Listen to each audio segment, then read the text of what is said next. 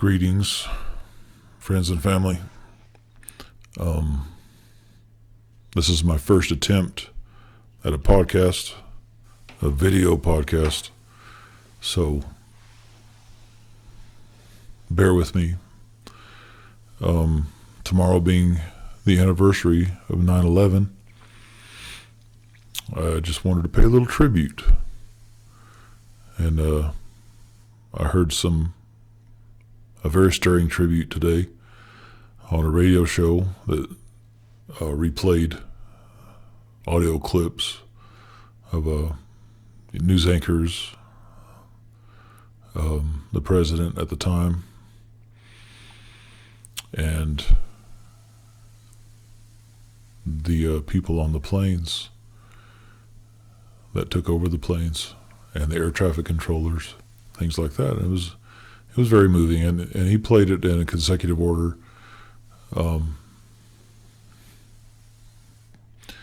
Brought tears to my eyes because I can remember vividly, as you probably can, where you were and where I was. Excuse me.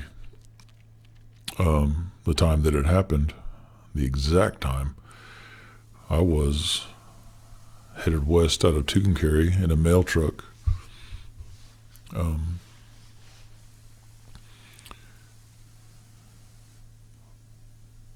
As was my habit, I listened to NPR radio, and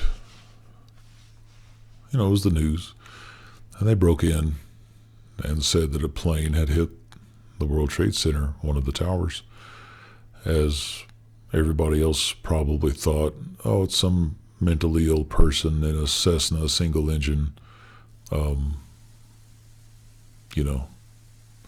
doing their thing. But what did it take? 20 minutes later, and it was another plane hit the World Trade Center.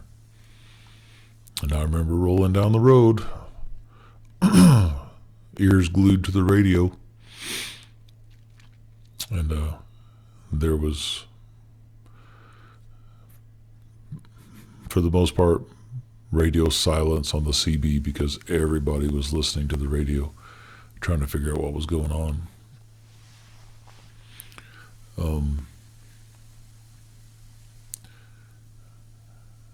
I remember hearing the news anchor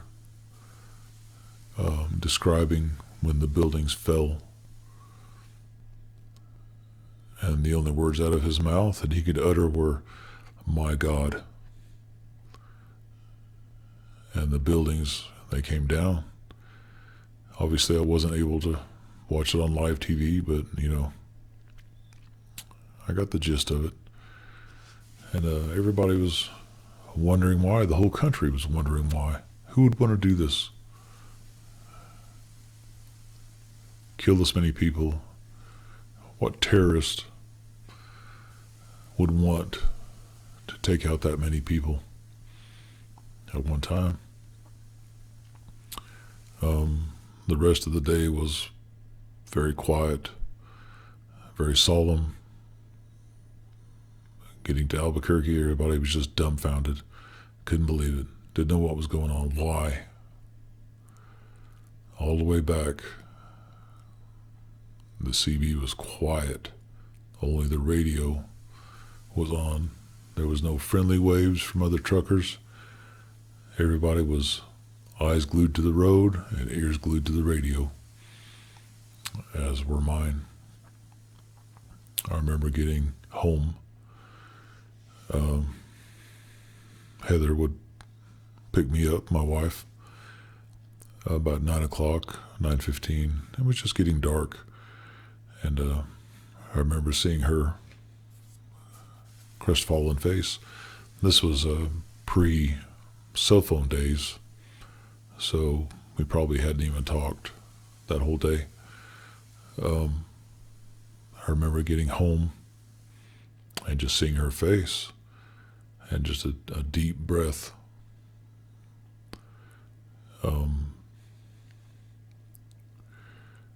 And I remember saying to her, "Tough day, huh?"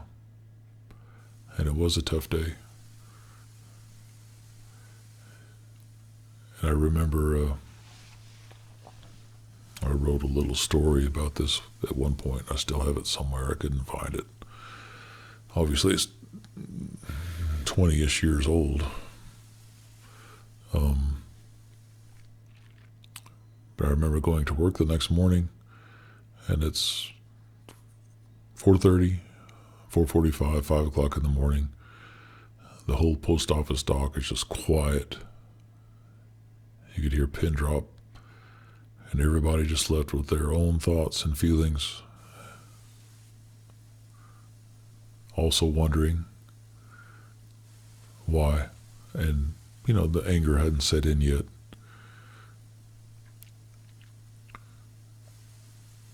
I remember sitting down, waiting on the mail to come out, and watching a bug walk between my legs on the concrete, just going about its business. And that's the first instinct of every human, not every human, would be to squash it. I mean, it's indoors, it's a bug, kill it, right? And that was the day that I had had enough death to have in the forefront of my mind, how could I possibly just kill something else just for the sake of killing it? I let it go. The bug scurried along, went about his business, his bug day, enjoying his bug life.